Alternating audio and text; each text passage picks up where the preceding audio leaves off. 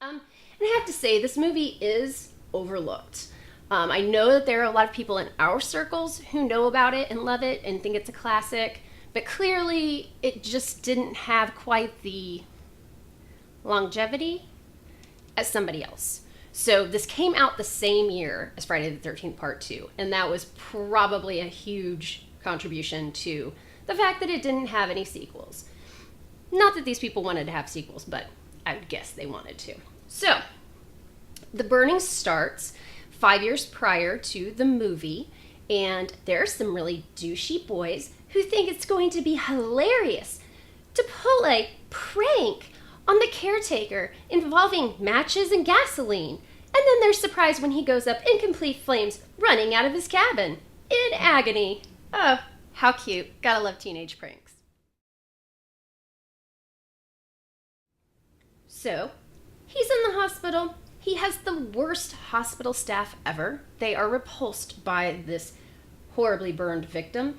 5 years later, he gets out, and even the nasty prostitute that he picks up is repulsed by his face still. So he's pissed off, and he goes back to camp to exact revenge. So, some people that are in this are going to be surprising if you don't know anything about this movie. So, kind of lesser people, Leah Ayres, who a lot of guys know from Bloodsport.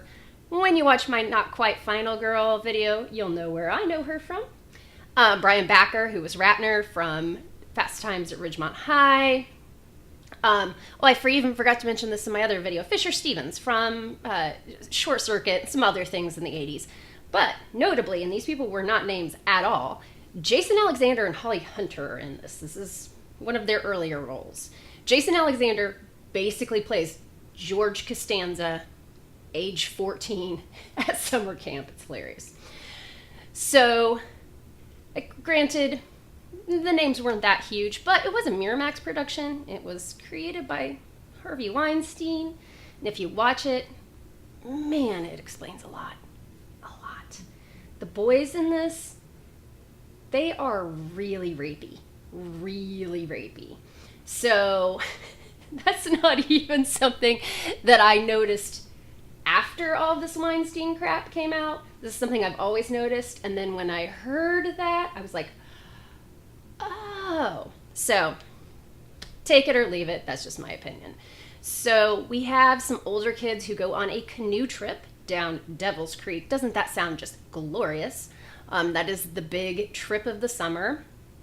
And basically, they're getting stalked by Cropsey. I'm not going to say a whole lot else. Tom Savini did the effects for this. He actually turned down Friday Part 2. He reportedly didn't believe that Jason was still alive, did not want to do that, so he did The Burning instead, which feels more like a Friday the 13th movie than Friday the 13th did, if that makes any sense.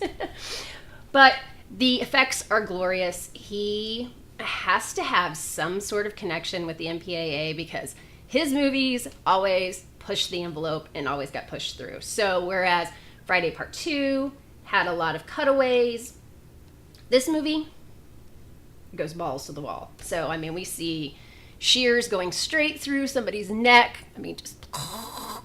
And I won't give too much away about the infamous raft scene if you haven't seen it.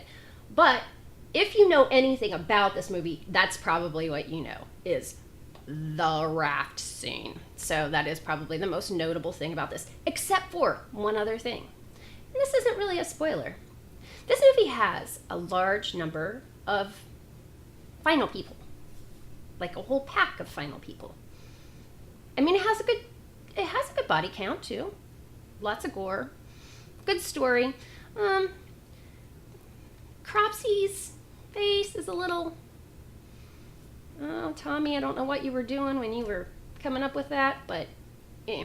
But luckily, they don't really focus on him very much. They do a lot of POV shots until the very end, so you don't even really get to see Cropsey most of the time, which is fortunate, because he is a dumb-looking motherfucker. Sorry. So, anyway, this is definitely 9 out of 10 for me. Probably even 9.5.